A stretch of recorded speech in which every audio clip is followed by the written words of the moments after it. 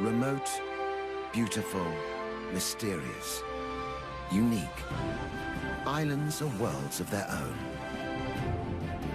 Places apart where life has evolved differently. But in our modern interconnected world, islands are also part of a global community that's changing, for better or worse.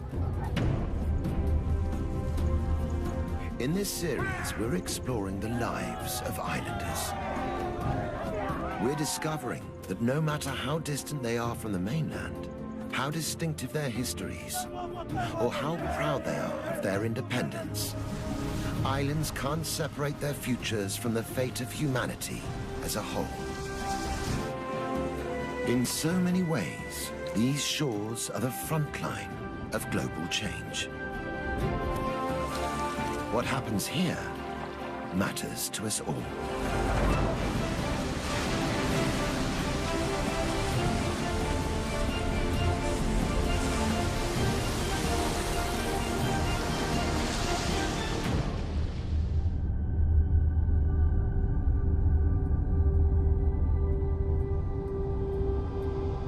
Amid the vast expanse of the South Pacific, isolated by the endless blue, is the Republic of Fiji. 322 islands forged in the heat of volcanoes. Rugged mountains fringed by sandy shores.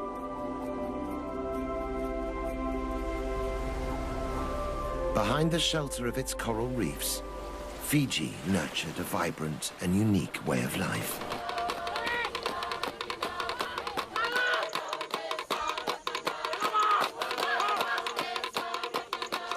Over the centuries, it grew to be a powerful and proud culture.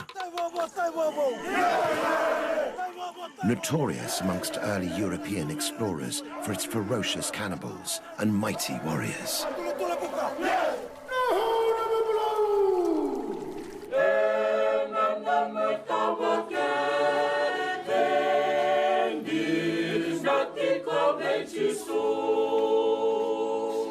When the British imposed their rule, they brought Western ways and Christianity. They also brought waves of immigrants to farm fertile fields of sugarcane. Indian laborers, whose presence here was a trigger for conflict and violence.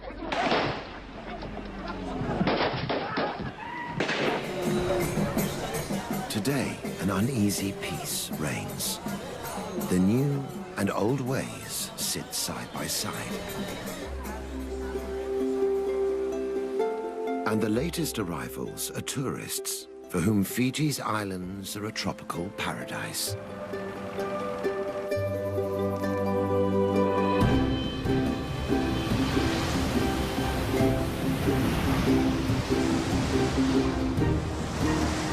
But new waves of change are looming. They're threatening to turn this idyll from playground to battleground.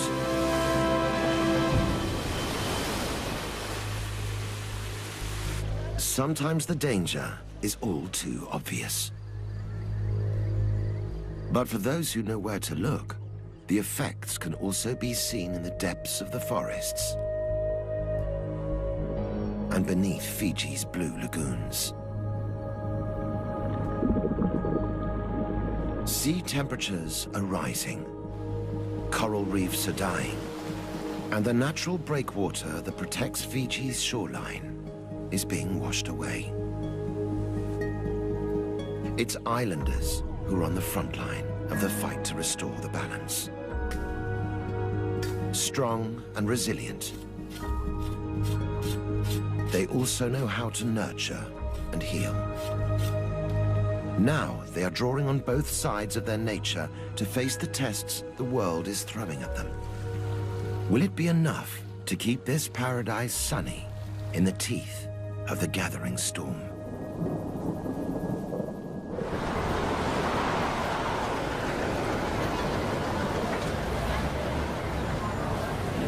Today, Most of Fiji's 1 million population lives on the big island of Viti Levu.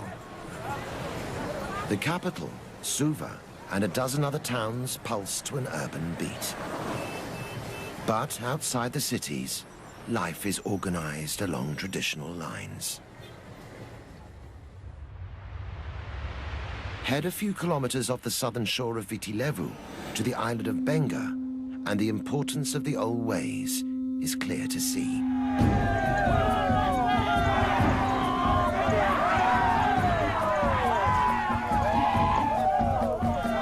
Here, ancient rituals evoke a pre-contact, pre-Christian world.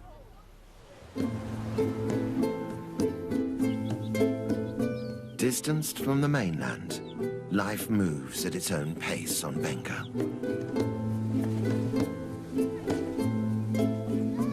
Underpinning this modern-looking village is a unique way of life,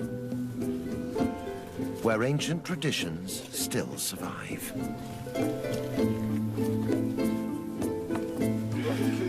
Villagers live as a collective, sharing the work and the wealth amongst themselves.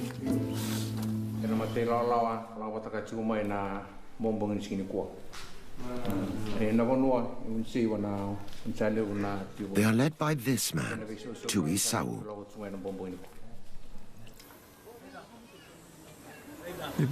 It is good to have a chiefly leadership in the village. It allows us to look after the village and, more importantly, the welfare of our villagers. Today, Tui has ordered the villagers to prepare for an incredible ritual, which proves the power of the old tribal ways. They fire up the lovo, or ground oven, for a celebratory feast.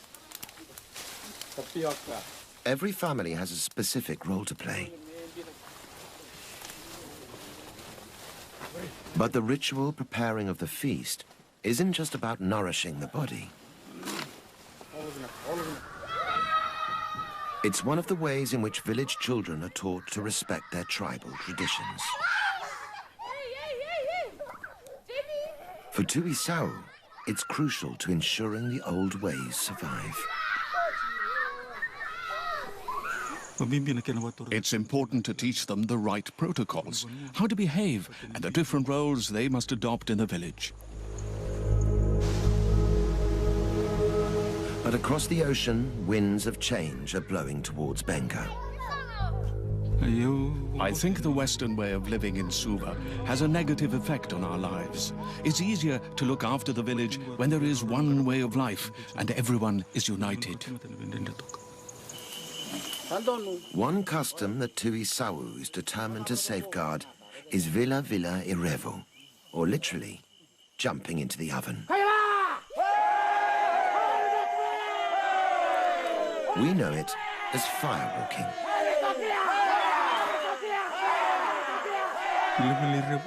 Firewalking has been around for as long as Benga itself. Our fathers and their forefathers have been firewalking all of their lives, and now we firewalk also.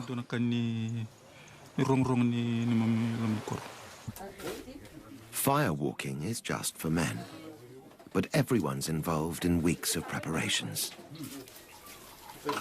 For the performers, getting ready for the ritual requires certain personal sacrifices. There are a few taboos. The most important is that the firewalkers must not sleep with their wives for 4 nights beforehand, and they can't eat coconut or burnt foods either. Before the firewalking, a ceremonial meke evokes the Sau tribal spirit.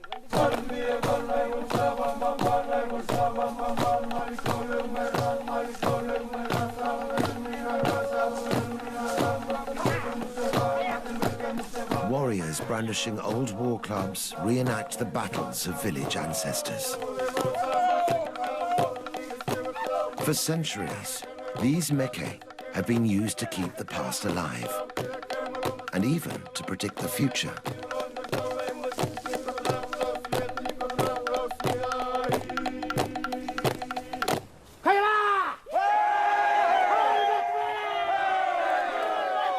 The priest starts the ritual, calling the firewalkers to prepare the flaming pit. It's vital everyone follows instructions.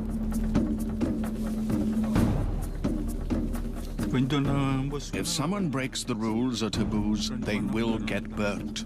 They can be bedridden for 4 months and must be nursed at home until the burns heal. Finally, the pit is ready.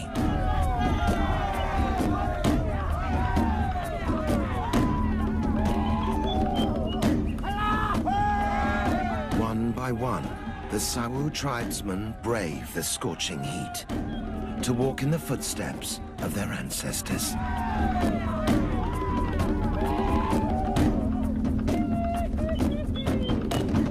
They finish unscathed, the honor of the tribe upheld.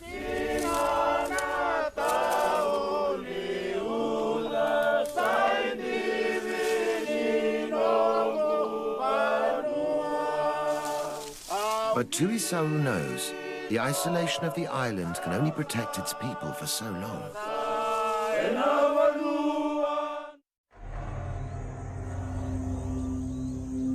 Dark clouds are gathering on Benga's horizon. Change is coming that even the firewalkers and their prophetic rituals cannot foresee.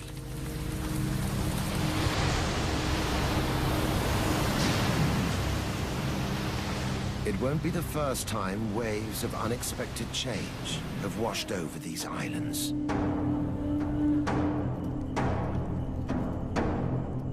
Less than 200 years ago, Fiji was a cannibal society. Tribal warfare was commonplace. Eating your enemy was the ultimate revenge.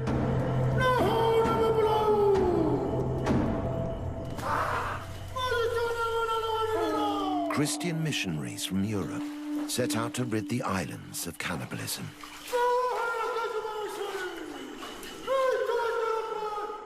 In 1867, Thomas Baker, an ambitious young minister, would pay the ultimate price.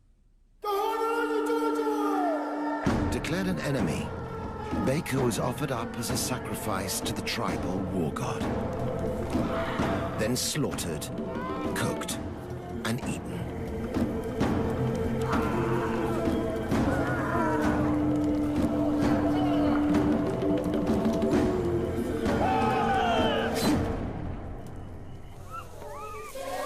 But Baker's sacrifice was not in vain.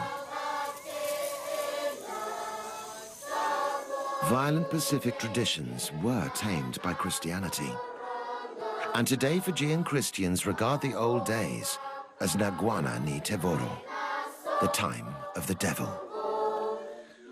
When Christianity came to Fiji, the missionaries were eaten.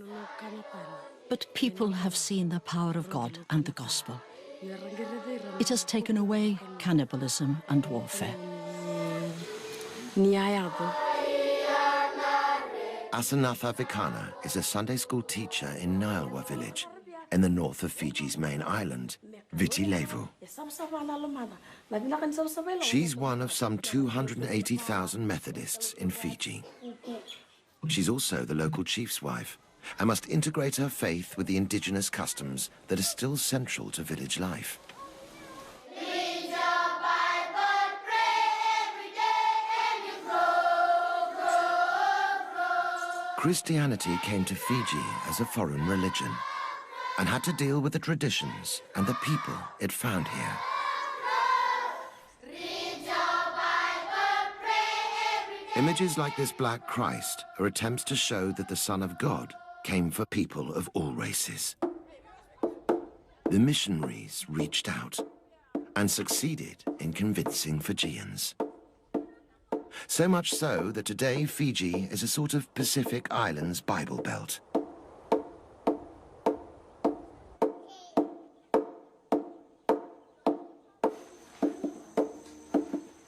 Although the days of tribal warfare are behind them, the villagers still have a tribal approach to worship. Christianity here is a real communal event.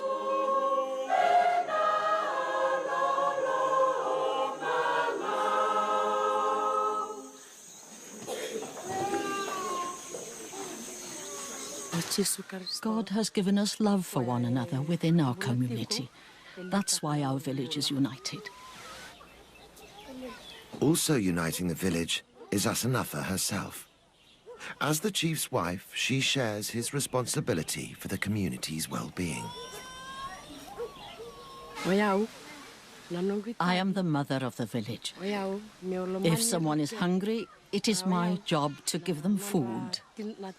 If someone comes crying, if there is a problem, it's my responsibility to provide them with what they need. In 2004, that responsibility inspired Asanatha to dream of big changes. Realizing Nilewa's children had no access to nursery school, Asanatha started the region's very first kindergarten. It's important for the children to have an education. Education can bring about change in our village. Now, there's a network of kindergartens in the surrounding villages.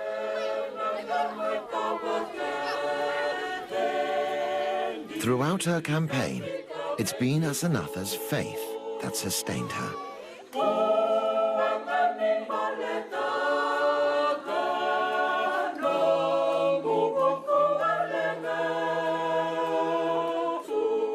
But the new faith and the old ways don't always go harmoniously together. Echoing around the National Stadium is a voice from Fiji's ancestral past.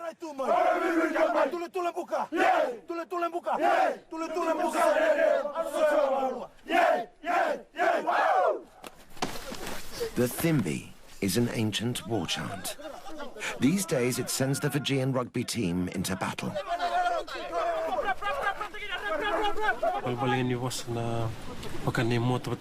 The words mean, we have our shields and our spears, and we're going into battle. We're telling our opponents, we'll take you down. Now the Thimbi has become a rallying cry for ancient customs threatened for being unchristian.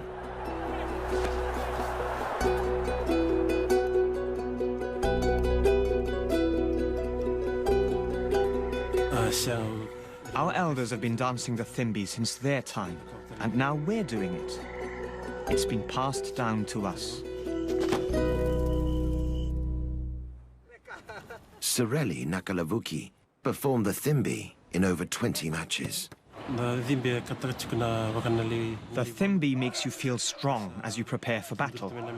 It psychs you up, ready for the game.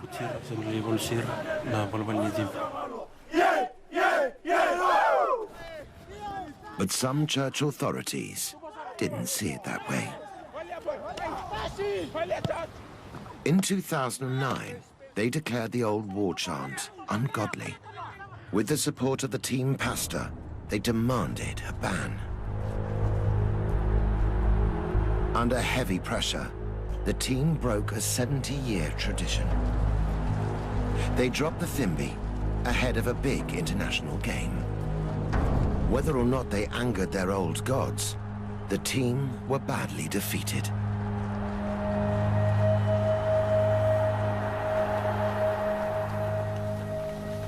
For rugby fans across Fiji, this was the cue to tackle the authorities head-on. They stood up in support of the old ritual and its place in the much-loved national game.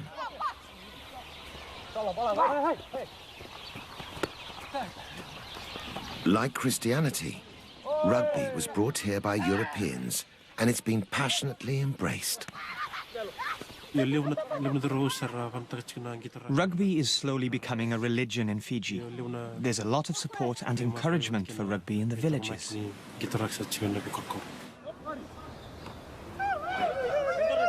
It's one of Fiji's best-known exports, and a matter of great national pride.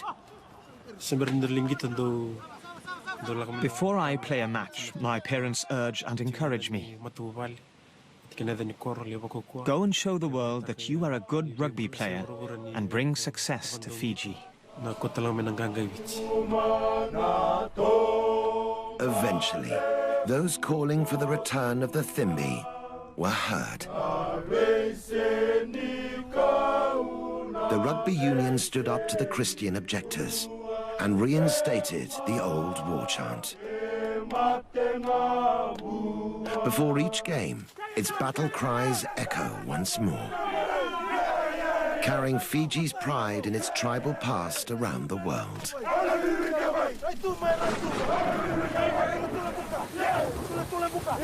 But while the team represent their nation with pride, the future of their island looks dangerously uncertain.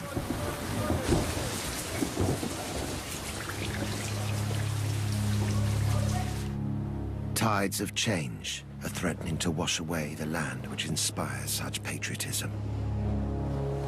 Fiji and the whole world is feeling the effects of climate change. A big factor on the island is the El Niño weather pattern. When warm sea currents and trade winds weaken or change direction off the South American coast, El Niño can cause dramatic variations in weather. In Fiji, it's happening more and more frequently. Extreme droughts and severe storms ravage the land. Beneath the waves, the destruction continues. Warming seas are killing the algae that sustain the great coral reefs.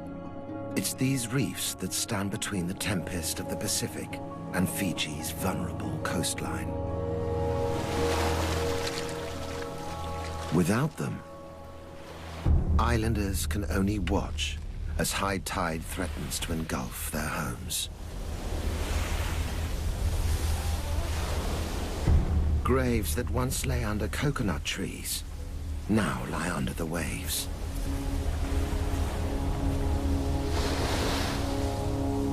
History is being washed away.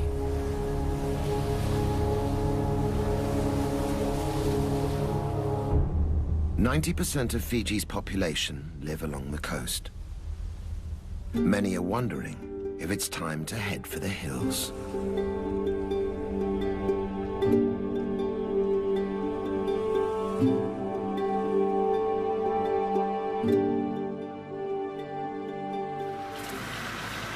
When Britain colonized Fiji in the late 19th century, reliable sunshine and predictable rains meant that they could farm sugarcane on a massive scale. Sugar became the cornerstone of Fiji's economy. A new Pacific industry was born. Now, 4 million tons of sugarcane are produced every year. But not everyone enjoyed the riches that sugarcane brought. To harvest their wealth, the British needed more hands. Over 60,000 Indians were shipped to Fiji as indentured laborers. We were brought here from India to work on farms, on sugar plantations. They brought us here in ships. Some died on the ship, and they were thrown into the water. With the sweat of Indian labor, the sugar industry flourished. By the time indentured labor was abolished in 1916, the immigrants had built homes, schools, and futures. Few could afford to return to India, even if they wanted to. Today, Indo-Fijians make up some 40% of the island's population. Lal Philip is one of them. Descended from the original Indian laborers, Lal now farms his own small plot of sugarcane. Although fifth-generation Indo-Fijians, the family still value their Indian heritage.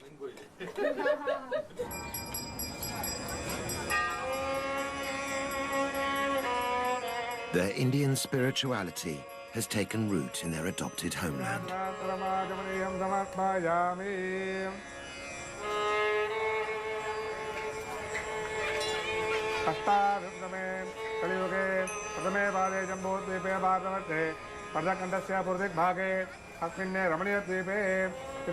This Hindu temple, the largest in the southern hemisphere, attracts hundreds for daily worship. Its presence signifies the part Indo-Fijians now play in the life of the island.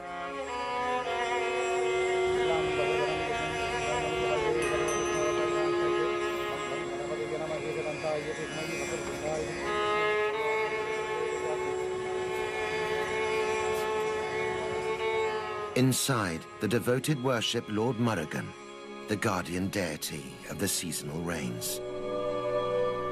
But is he hearing their prayers?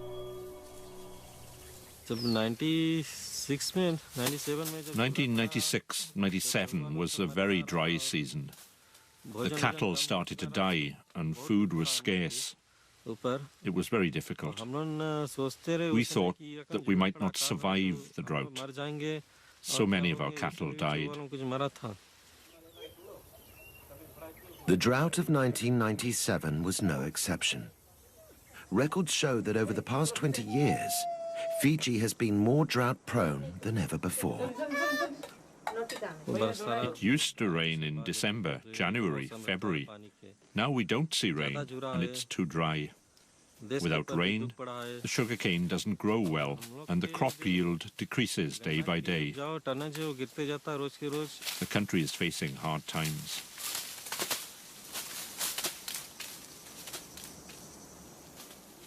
But for farmers like Lal, it's not just the weather that could ruin the harvest.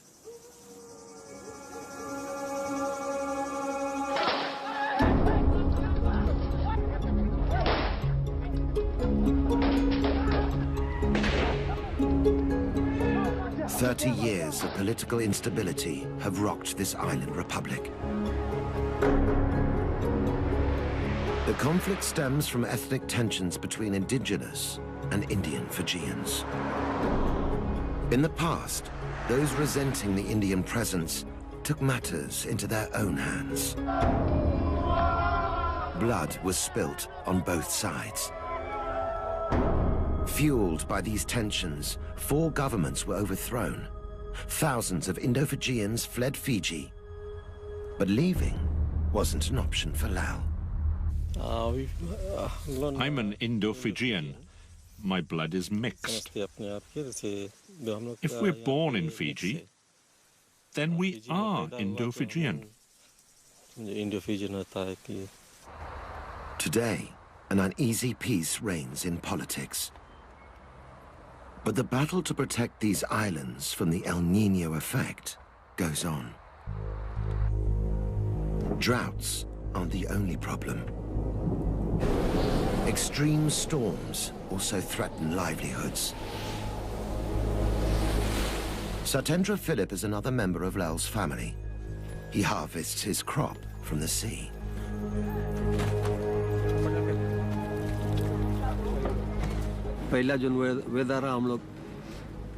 We used to have good weather, but now it's very unpredictable.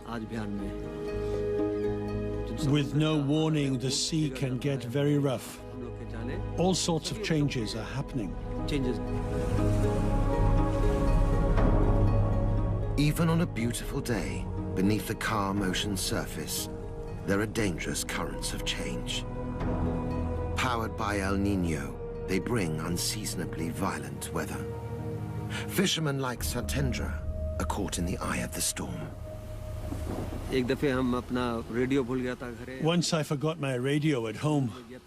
When I was out at sea, another boat warned that a hurricane was coming, so we took shelter on a nearby island. It was a very frightening experience, and we thought a lot about our families. My boat was damaged. It was one of the most difficult moments I've ever faced. Big storms are also bad news for fish stocks. Powerful waves can damage the coral reefs. Without these reefs for food and protection, fish are disappearing.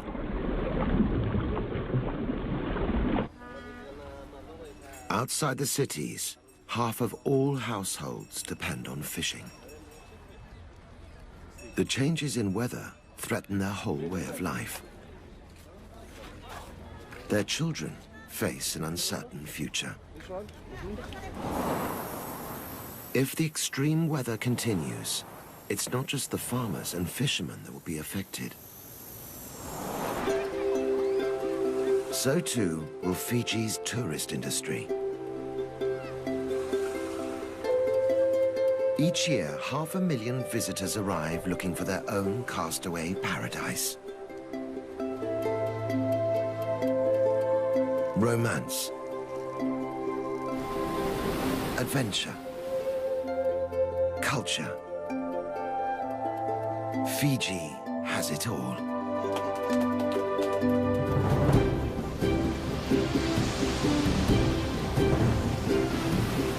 Today, the island boasts one of the most popular surfing swells in the world. But as the El Niño effect continues, even the bravest will struggle to ride out the storm.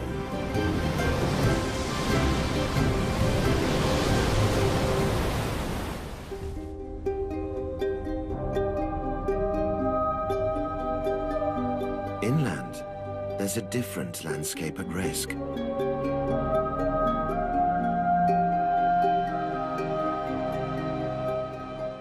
Fiji's mountainous interior is an unspoiled Eden. Imposing cliffs conceal rare orchids. Tropical rainforests hide a lush diversity of life.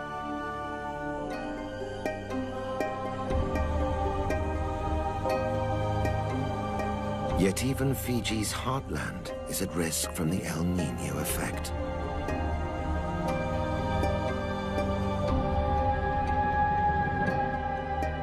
An increase in extreme weather is causing vast landslides and devastating floods.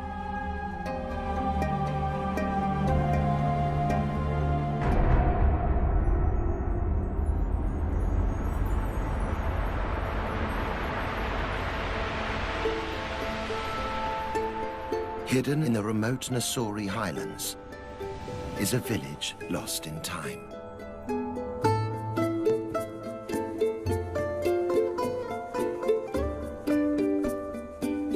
Navala is a Fijian village in the most traditional sense.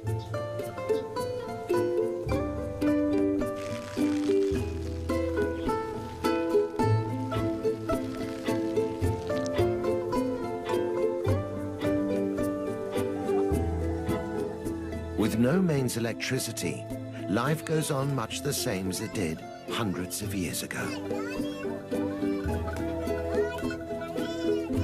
Everybody works together for the good of the community. Homes are built, children are taught, and the sick are treated at no cost to the individual.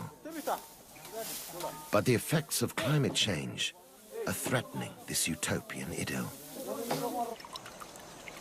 Mili Sura is medicine woman to more than 500 villagers. She comes from a long line of traditional healers.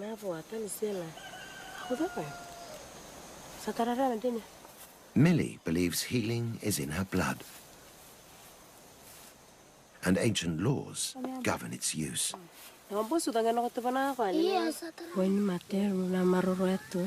I keep my knowledge of medicine making a secret. I can't tell anyone else because if I make this knowledge public, it can reduce the effects of the medicine.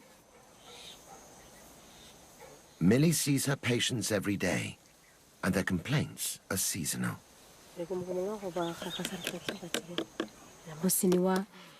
In this current weather, we mostly have cases of toothache and people suffering from colds or intestinal pain. This patient has an abscess. Using herbal remedies, Millie can offer pain relief and a natural antiseptic.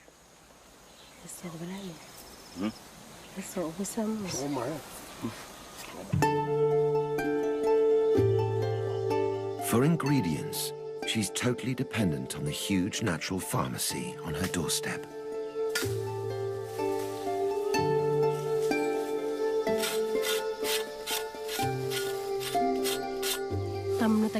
You have to walk far to reach some medicines, while others grow in hard-to-reach places like on cliffs or the top of a mountain.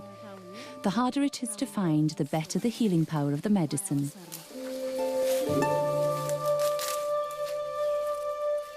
These days, Millie's remedies are in great demand.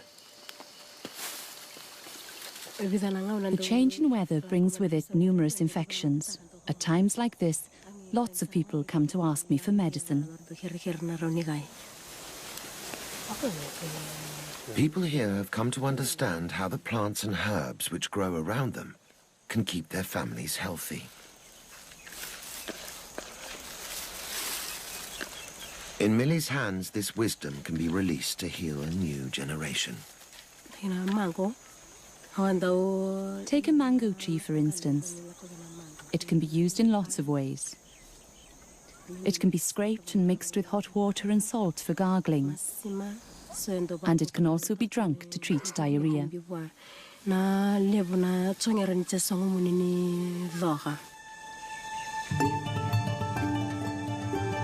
Diarrhea can be a killer in this village, particularly to the very young.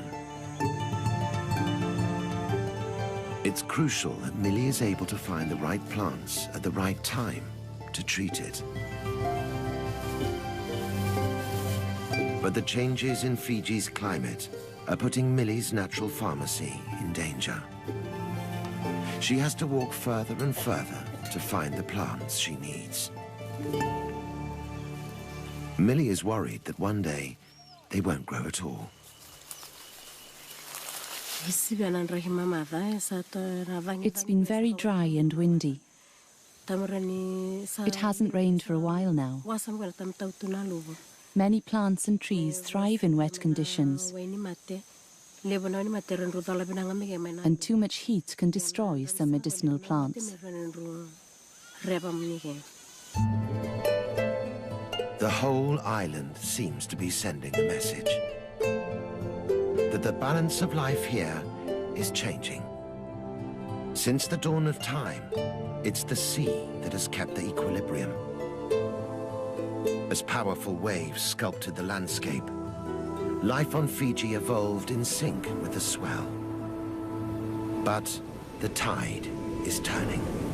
The sea surrounding the islands is warming, killing the fragile ecosystem beneath. It's a symptom of global warming that the islanders must address, or suffer the effects. Panapasanamali is on a mission to restore the balance of life in Fiji's waters. He's taking a hands-on approach to fulfilling the responsibility passed down to him by his tribe. I'm one of those who are called the Fishmen. I was chosen by the Nakalevu, the High Chief of Nadroga. Our relationship with the sea began with our forefathers, and I inherit that today. As part of that legacy, Panapasa is trying to halt the damage that's going on beneath the waves, starting with the coral reefs.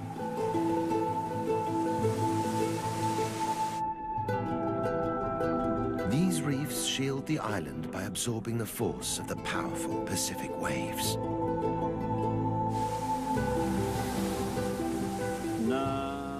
The reef is very important to us. I'm witness to this. During bad weather like cyclones and tsunamis, the reefs protect us from the effects. The reef is also home to many species of fish. Feeding on the coral, some fish produce and excrete tons of sand, which is key to replenishing Fiji's shoreline.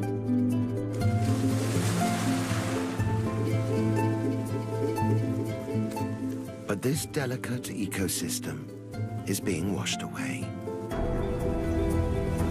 Under the heat stress of warming seas, Fiji's coral reefs are dying. In some parts of the Pacific, 80% of living reefs have been lost. Without coral to feed on, fish are disappearing. And without fish to replenish them, Fiji's beaches are washing away. For Panapasa, the solution is clear.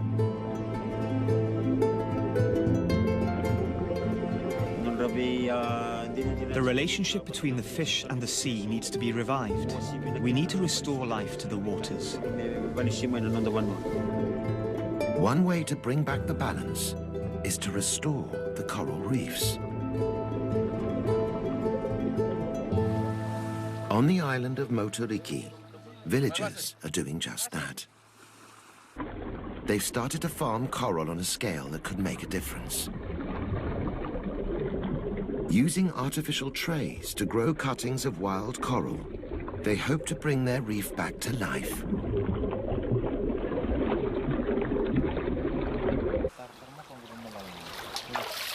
In just 12 months, these tiny cuttings will have doubled in size. The adult corals will then be replanted onto dying reefs, bringing them blossoming back to health.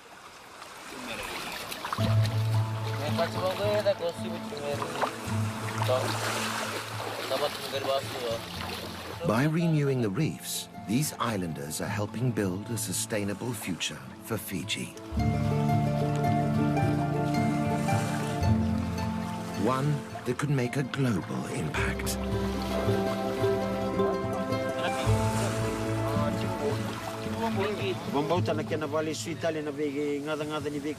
I believe that if we keep making efforts to give back, to renew our water and our seas, our corals and our fish, our efforts will become known all over the world.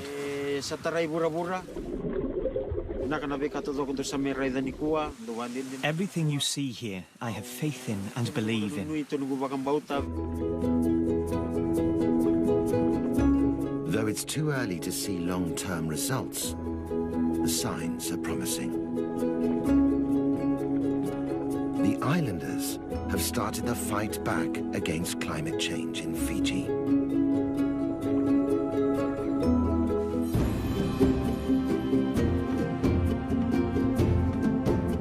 Islands are special places.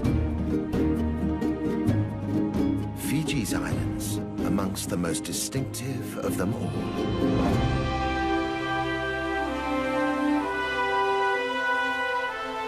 The postcard island paradise.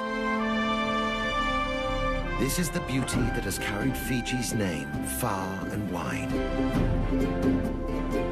But if this was once a place where time stood still, now the islands are in their 11th hour. The isolation that preserved their ancient rituals no longer provides sanctuary.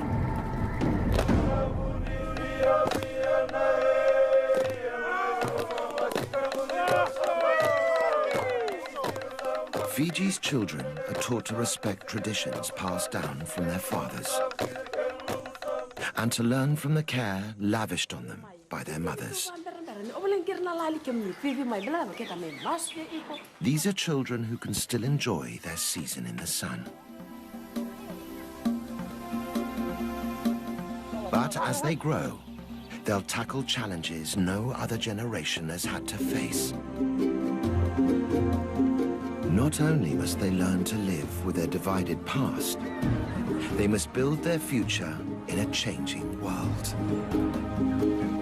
and protect their islands in all their fragile beauty. Facing new horizons, Fiji's children must adapt, even as they hold fast to the strengths their island legacy has given them. In a changing world, we all have lessons to learn from Fiji.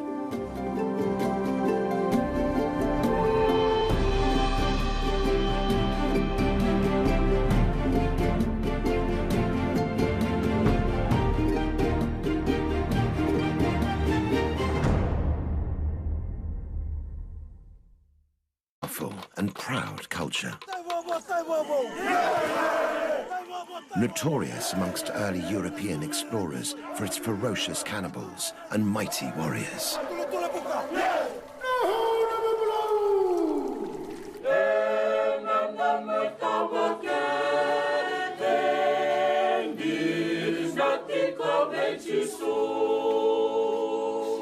When the British imposed their rule, they brought Western ways and Christianity. They also brought waves of immigrants to farm fertile fields of sugarcane. Indian laborers, whose presence here was a trigger for conflict and violence.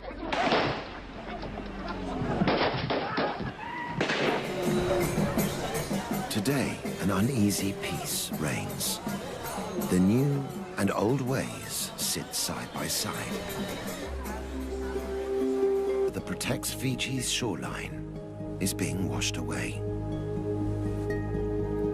It's islanders who are on the front line of the fight to restore the balance. Strong and resilient, they also know how to nurture and heal.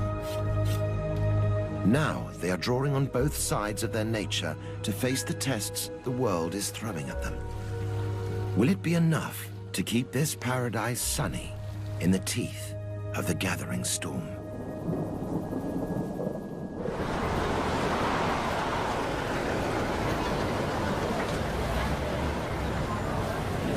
Today, most of Fiji's 1 million population lives on the big island of Viti Levu. The capital, Suva, and a dozen other towns pulse to an urban beat. But outside the cities, life is organized along traditional lines. And the latest arrivals are tourists for whom Fiji's islands are a tropical paradise.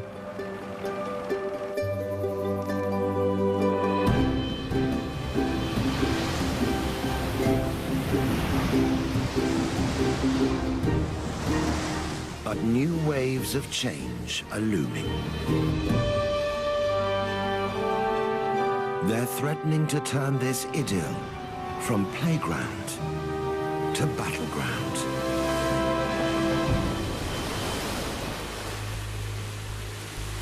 Sometimes the danger is all too obvious.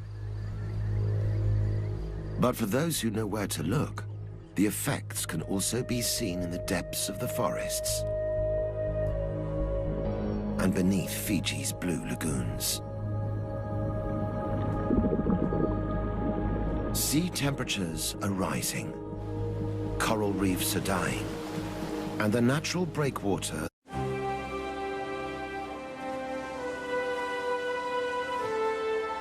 remote, beautiful, mysterious, unique. Islands are worlds of their own. Places apart where life has evolved differently. But in our modern interconnected world, islands are also part of a global community that's changing, for better or worse. In this series, we're exploring the lives of islanders. We're discovering that no matter how distant they are from the mainland, how distinctive their histories, or how proud they are of their independence, islands can't separate their futures from the fate of humanity as a whole. In so many ways, these shores are the front line of global change. What happens here matters to us all.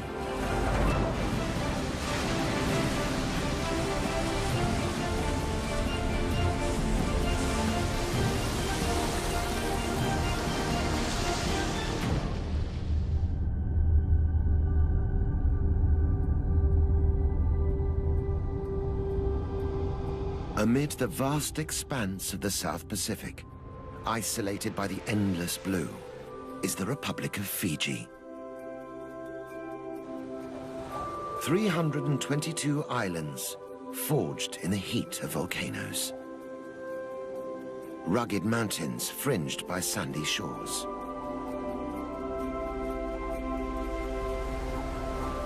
Behind the shelter of its coral reefs, Fiji nurtured a vibrant and unique way of life.